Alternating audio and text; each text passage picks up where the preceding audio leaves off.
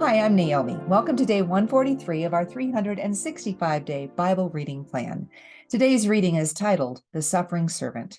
We'll be reading Isaiah chapter 53, verses 1 through 12 in the New Living Translation.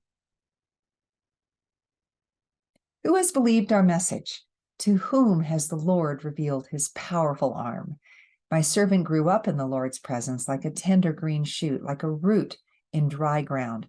There was nothing beautiful or majestic about his appearance, nothing to attract us to him. He was despised and rejected, a man of sorrows, acquainted with deepest grief. We turned our backs on him and looked the other way. He was despised, and we did not care. Yet it was our weaknesses he carried. It was our sorrows that weighed him down, and we thought his troubles were a punishment from God, a punishment for his own sins. But he was pierced for our rebellion, crushed for our sins. He was beaten so we could be whole. He was whipped so we could be healed. All of us, like sheep, have strayed away. We have left God's paths to follow our own, yet the Lord laid on him the sins of us all.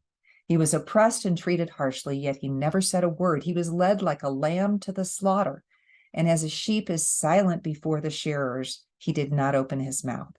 Unjustly condemned, he was led away. No one cared that he died without descendants, that his life was cut short in midstream. But he was struck down for the rebellion of my people. He had done no wrong, and he had never deceived anyone.